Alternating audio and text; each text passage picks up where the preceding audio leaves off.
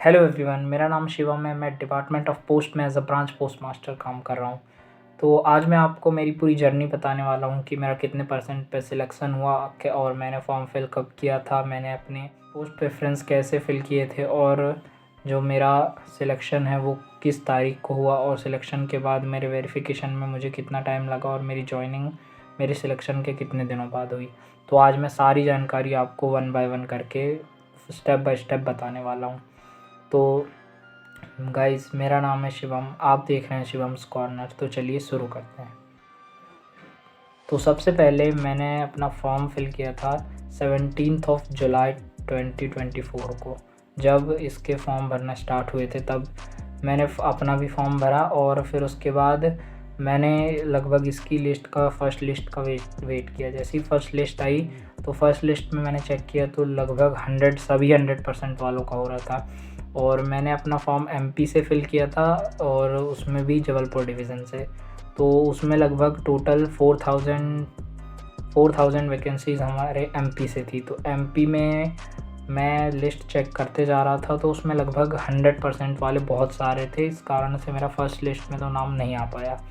फिर उसके बाद उसके 15-20 दिनों बाद सेकंड लिस्ट आई। सेकंड लिस्ट में मैंने चेक किया तो सेकंड लिस्ट में मेरा नाम नहीं आया। फिर उसके बाद और 15 दिन, 20 दिन, 21 दिन लग गए इस बार थर्ड लिस्ट आने में। तो थर्ड लिस्ट में फाइनली मेरा नाम आ गया था। तो आपको स्क्रीन पे दिख भी रहा होगा कि मेरा नाम कौन से नंबर पे आया था और मेरे कितने परसेंट थे, मैं आपको आगे बताऊंगा। और वहाँ पे मेरा जैसे ही सिलेक्शन हुआ उसके बाद सबसे पहले मैं गया हमारे डिस्ट्रिक्ट हॉस्पिटल। वहाँ से मैंने मेडिकल सर्टिफिकेट बनवाया। और मेडिकल सर्टिफिकेट कैसे बनता है अगर आपको ये जानना है तो आप मेरे लॉन्ग वीडियो को जाके देख सकते हैं आई बटन पे क्लिक करके। फिर उसके बाद मैंने अपना मेडिकल सर्टिफिकेट बनवाया, जो कि बनवाने के बाद मैं सबसे पहले अपने सारे डॉक्यूमेंट्स रख के चले गया अपने डिवीज़न ऑफिस, जो कि था Jabalpur SSP office, senior superintendent of post. फिर उसके बाद वहाँ पे मैंने जो एसएसपी की असिस्टेंट थी उनके पास अपने ओरिजिनल डॉक्यूमेंट्स जाके वेरीफाई कराए।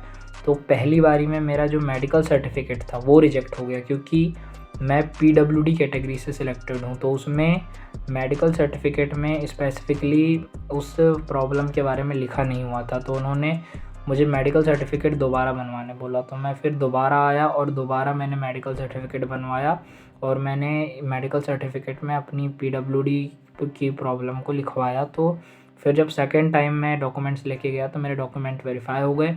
और फिर उसके बाद उन्होंने मुझे 15 दिन के बाद अपने सेकेंड डॉक्यूमेंट वेरिफिकेशन के लिए आने को बोला। और जब सेकेंड डॉक्यूमेंट वेरिफिकेशन के लिए मैं गया, लगभग 10 दिन बाद गया, फिर उसमें उन्होंने मेरे सेकेंड डॉक्यूमेंट्स को वेरीफाई किया और डिजी लॉकर से मेरे सभी डॉक्यूमेंट्स को सबसे पहले वेरीफाई किया।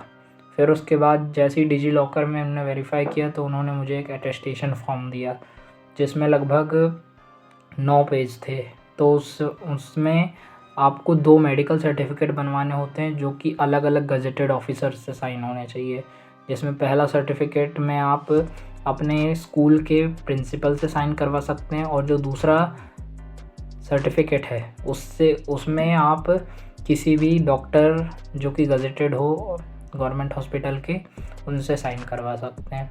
और इन सब को मैंने फिल करके सबमिट कर दिया लगभग 7 दिनों बाद। तो जैसे ही मैंने सबमिट कर दिया उसके बाद उन्होंने उसी दिन शाम को मुझे मेरा ट्रेनिंग लेटर दे दिया। तो उसी दिन शाम को मेरा ट्रेनिंग लेटर आ गया। उसके 3 दिन बाद से मेरी ट्रेनिंग थी। तो मैंने 27, 28 और 29 ये 3 तारीख को अपनी ट्रेनिंग कंप्लीट कर ली। और ट्रेनिंग कंप्लीट करने के बाद लगभग मुझे मेरा जॉइनिंग लेटर तो नहीं मिला, पर मैंने 19 दिसंबर को कॉल किया डिवीज़न ऑफिस में कि मेरा जॉइनिंग लेटर अभी तक क्यों नहीं आया है। तो उन्होंने डायरेक्टली मेरा जॉइनिंग लेटर भेज दिया हेड ऑफिस मेरा, जहाँ पे मेरा सिलेक्शन हुआ था। मेरा हेड ऑफिस था कटनी हेड ऑफिस में मेरा जॉइनिंग लेटर जा चुका था। फिर उसके बाद मुझे 23 दिसंबर 2024 को मेरे हेड ऑफिस में बुला लिया गया जॉइनिंग के लिए। 23 दिसंबर को विधिवत मुझे मेरी जॉइनिंग करा दी गई एवं हमारे जो एसडीआई सर थे उन्होंने भी मुझे इस जॉब के बारे में थोड़ा बहुत समझाया और विधिवत मेरी जॉइनिंग करा दी। और जो वहाँ पे पहले से जॉइन थे उनको रिलीव करा के मेरी वहाँ पे भार ग्रहण करा दिया, और जो ऑफिस का सारा सामान है वो उसकी चार्ज रिपोर्ट बना के मुझे सौंप दी गई। इसी प्रकार मेरा जितना भी सिलेक्शन का प्रोसेस था वो कंप्लीट हो गया। अब इसके बाद मेरी जो CSI ID थी उसके लिए हमारे मेल ओवरसियर को मैंने ऑलरेडी 5-5 प्रति मेरी सभी डॉक्यूमेंट्स की जमा कर दी थी, तो उन्होंने CSI ID की प्रोसेस चालू कर दिए थे। तो लगभग 23 तारीख को ज्वाइनिंग होने के बाद 13 जनवरी को मेरी CSI ID बन के आ गई। तो जैसे ही मेरी CSI ID बन के आ गई तो तुरंत मुझे मेल ओवरसियर सर ने कहा कि आप अपना बैंक अकाउंट ले जाकर जमा कर दें अकाउंट ऑफिस में। तो मैंने मेरे बैंक अकाउंट की फ़ोटोकॉपी अकाउंट ऑफिस में ले जाकर जमा कर दी, और वहाँ पे मेरा अकाउंट जमा हो गया मेरे नाम से CSI ID के साथ। तो उसके बाद मेरी जो फर्स्ट पेमेंट है वो 31 जनवरी को आ गई। और फिर उसके बाद मेरा जो एक्सपीरियंस था वो ठीक है। इस जॉब में टारगेट के थोड़े बहुत प्रेशर रहते हैं, लेकिन अगर आपके पास कोई जॉब नहीं है तो ये जॉब बहुत बेस्ट है आपके लिए करने के लिए।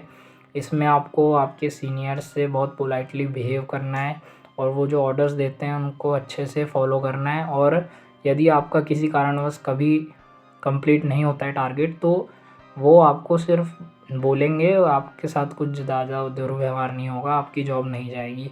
और आपको टारगेट पूरे नहीं होने के लिए कोई निकाल नहीं सकता। ज़्यादा से ज़्यादा आपकी सैलरी रोकी जाएगी, वो भी शुरुआत में नहीं रोकी जाती। बहुत आप जब बिल्कुल भी टारगेट पूरे नहीं कर पाते हैं तब ये ऐसा होता है कि आपकी सैलरी रोकी जाए। और ये जॉब बहुत अच्छी है उन लोगों के लिए जो फाइनेंशियली उतने स्टेबल नहीं है, और आपको यदि पैसे की नीड है अर्जेंट में तो ये जॉब बहुत बेस्ट है। और वैसे भी जो टारगेट्स आते हैं वो आप इजीली कंप्लीट कर सकते हैं आप अगर आप गांव वालों से अच्छा संपर्क बनाएं, क्योंकि 4-5 गांव आपके अंडर में आएंगे। आप उन्हें अच्छे से देख रेख से अपना जो भी है प्रमोशंस करें, जिससे कि लोगों को योजनाओं के बारे में पता चले और वो अपने अकाउंट्स ओपन कराएं। और यही था आज का वीडियो पसंद आया हो। हाँ, एक चीज़ तो रहेगी, मेरा जो परसेंटेज था वो था 89.8%, और PWD A कैटेगरी में मेरा सिलेक्शन हुआ है 3rd लिस्ट में।